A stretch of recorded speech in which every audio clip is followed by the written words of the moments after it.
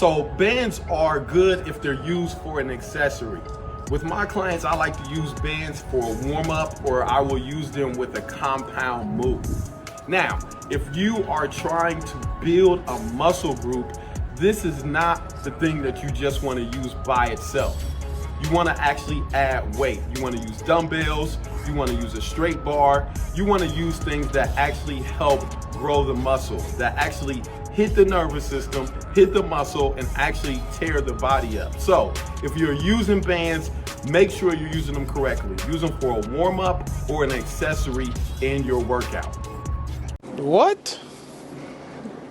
Bro, what are you talking about, man? What's going on, my fitness seekers all over the world? khp Fitness here, and this is going to be a good one today. Because today I'm talking about a fellow Facebook user, Instagram guy, and fitness trainer. I don't usually get into the space of critiquing, but I saw a very troubling video that I presented in the beginning of the video that made me have to speak out on this. I think the reason that notion happens is because, you know, people are very uneducated on that particular topic or the way it's been sold. And I'll tell you why. When it comes to bands in general, typically a lot of people see bands and just like he explained in the beginning, they're usually known for accessory work or mobility work for rehabilitation and things of that nature. The problem is it's the types of bands. The ones that have really given bands a bad name in general would have be the tube bands. Tube bands, I've seen them myself. I've worked with them. I've actually had friends in the past who have had clients using them and doing like pullbacks, and he didn't test the equipment or maybe replace it as often as he might have needed to. They're very flimsy, I should say. And as they were popping, luckily he had a step stool behind him, and she was able to sit down and not bust her head in the back. So that was crazy.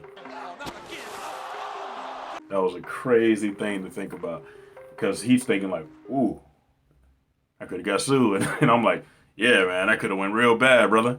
Real bad. Loop bands are the ones that we use. The loop bands, you have a lot more variety. They're a lot more durable, and you got to be pretty silly to mess them up. And I can tell you why. You have to almost stretch them 1/5 of their actual stretching like capacity. So if you stretch them too far, that means you're probably going to be across the room trying to do something silly, when if you're that strong, you need to go up in the resistance or be stacking. Back to Miami. Got to give him a shout out too, man. Reed Train. This guy's a really good dude. Jason Reed. You can find him on Instagram. You can find him on Facebook. He has really good content. He, he's been training for a decade plus when it comes to actual training. He told me if I'm ever in the city, come see him. But we never got that chance because I'm a bit of a homebody. You know, I don't really travel like that.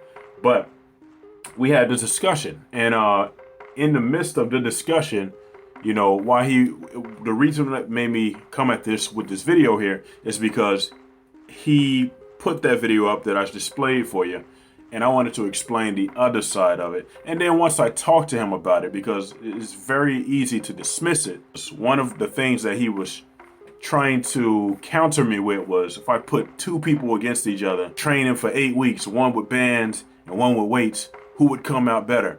And I told him, it depends on the person, ultimately, because the muscle is pretty stupid. So when I say the muscle is pretty stupid, I mean, it doesn't know the difference between 50 pounds of a rock, 50 pounds of sand, 50 pounds of water.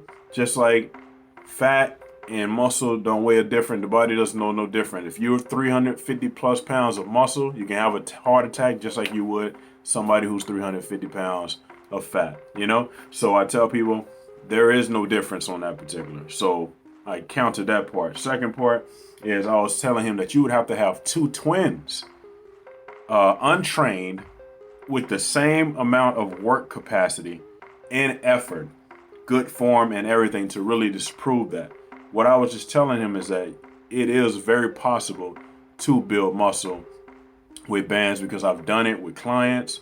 I've made some improvements myself. Anecdotal as this might seem, I have pictures and everything that explain this all over my YouTube, all over my Facebook that show these things. So when I explained it more thoroughly, and then I tagged a couple of the peoples, David and Ricky, and so many more of the Undersun tribe members, I tagged them just to, let them give their part of it. And he was appreciative that I did so. So I wanted to go ahead and just play a quick little clip of how we, settled it out and straightened out the situation, because I just told him I don't want the misleading to happen, because that's going to make people feel like I can maybe maintain a little bit, or, use this for just accessory work until the gyms open up and I can get back to the iron.